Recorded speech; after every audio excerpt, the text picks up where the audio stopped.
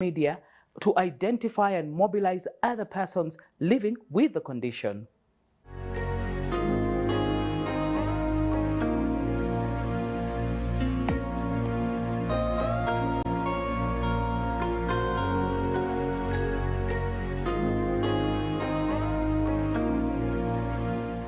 I'm Mukatushabira Penina. I'm the Chief Mobilizer of Vitiligo Association of Uganda. It's me who mobilizes all the members, and really I do it on social media. I'm so much active on social media such that I get people with vitiligo and I register them. This vitiligo, I got it when I was in my late 20s. Yeah, now I'm 16 years with it. I got it when I already had a boy, a son, my firstborn. I didn't have vitiligo. Then I got it in 2006. That's when I got this condition.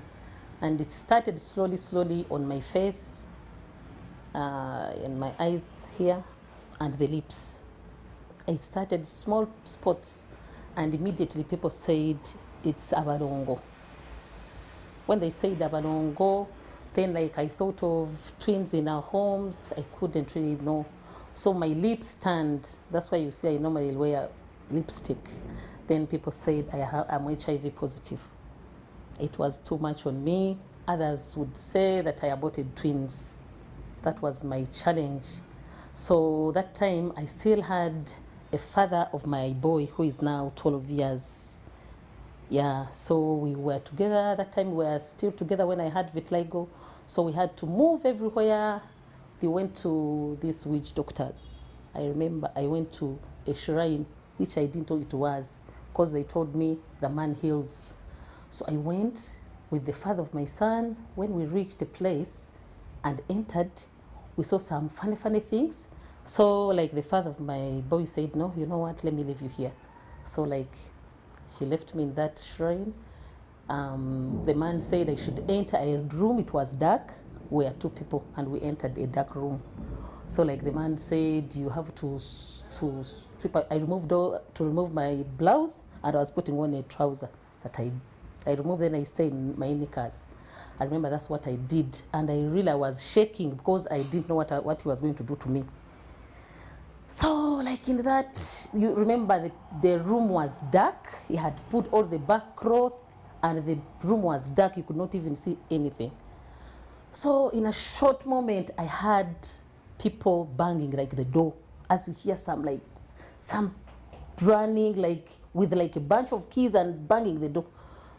People started speaking in different languages, saying this Jaja from where, Manya Jaja from what, like talking things, but I was so scared.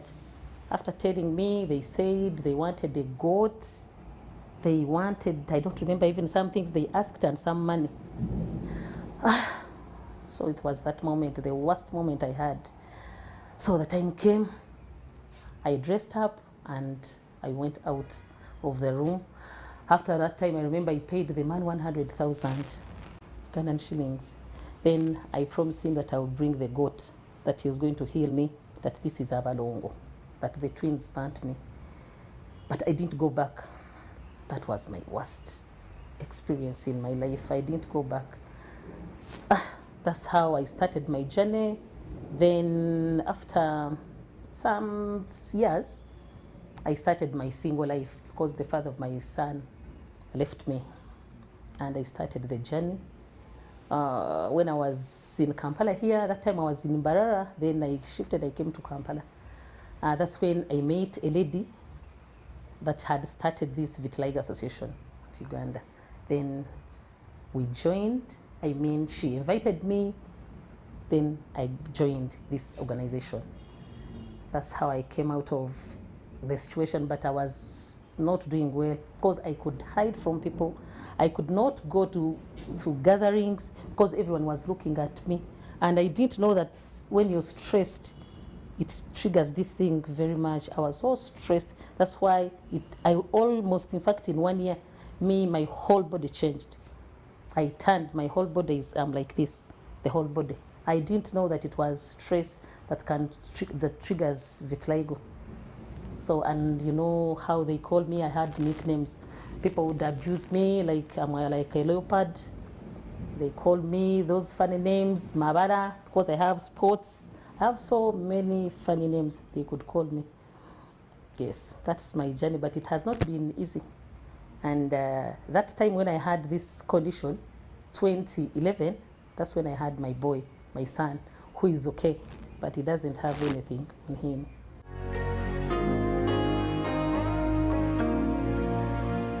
When I was changing this skin, I remember I would feel, as you feel like small ants, like on your face, and then like I try like to rub, as if you feel some small ants just running in you, and you feel like you want to rub yourself.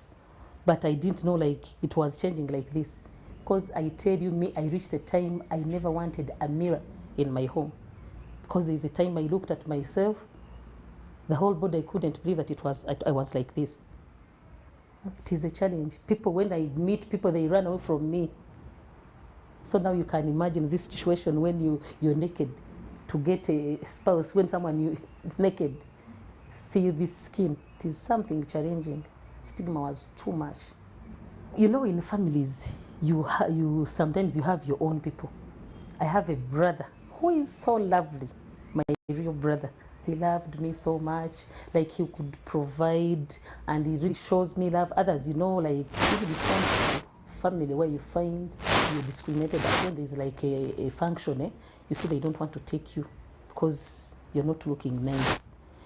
So when I was on this social media, I met a lady called Nankunda Hope for raising teenagers. Oh, that was my best. When I met Hope, we talked. I sat in her office and we talked. I really went out when I was okay. She counseled me, we talked. Then I came out of the stigma. Then I said I could, you know, consoling yourself, like, I tell people I'm beautiful because I'm unique. So this is beauty. That's how I tell them, just consoling myself. When you go to, especially when I go to villages, people there, others don't know that it was vitiligo. People are there, others, they say it is HIV. People are using these local herbs as we started. Of course, they are still in that witchcraft things and spending their money as we did. People don't know that it is vitiligo, but when we reach out to them, I sensitize, I tell them, we share stories, you know, everyone has a story to tell. We have different challenges. Yes, it is, people are trying to come out now. At least I'm doing a great job.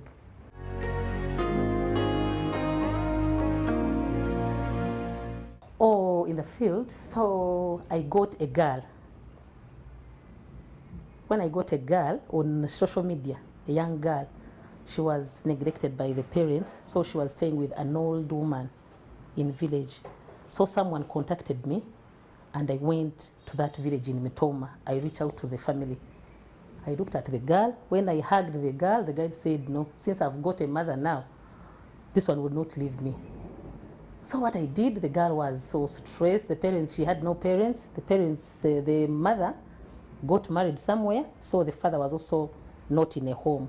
So the girl was living with the judge in a village. What I did, I contacted TV West in Barara. So we went and we captured the story of the young girl. Then I brought the girl in my home here in Kampala and stayed with her for 2 years. At the time of lockdown, I taught her English, I did everything. Then I introduced her to the organization.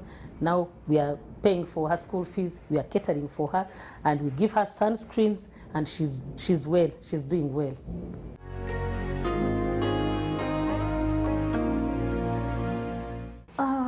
In the challenges, now like the outreach we had in Mitoma, we had the challenge because we are intervened by the district. You know, we had not communicated what we are doing. They say they have to do memorandum of understanding with them. Since we have not done that, so those are the challenges like we got. There's a time I didn't do what I was supposed to do because I had not contacted the district, so they interacted me and I didn't do well my work. You know, vitiligo is very funny. Sometimes it goes itself and comes back. Now maintaining the skin like this, we have been supported by people living with albinism.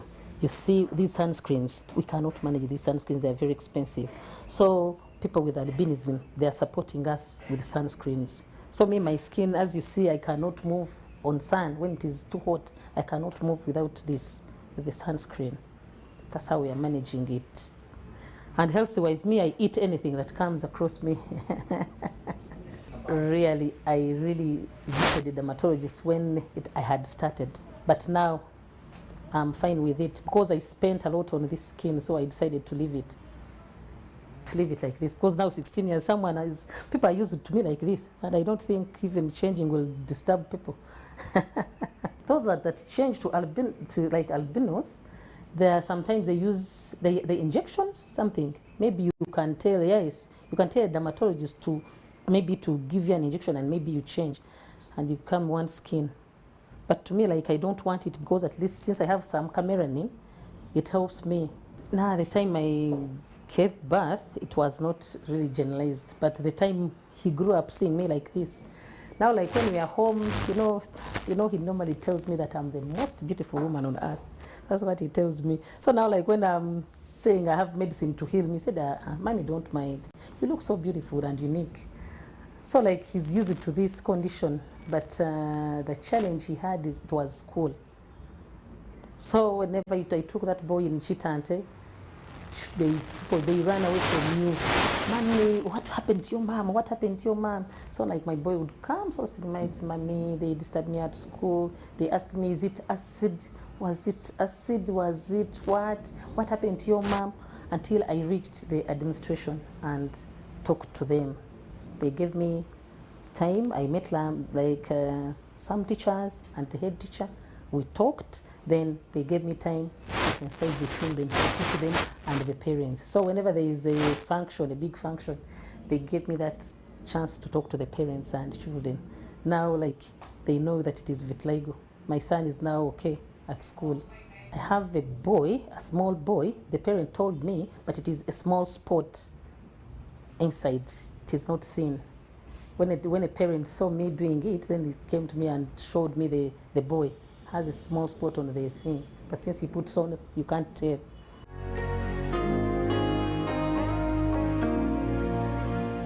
People that are watching me, I really tell them that awareness, at least people should also help us and create awareness. People don't know what vitiligo is. People are spending their money. People are stigmatized. So at least people, when we reach to people and when we send this message and you hear this message, whoever is listening or seeing me, at least you also deliver a message. This is not a contagious disease. It is just vitiligo.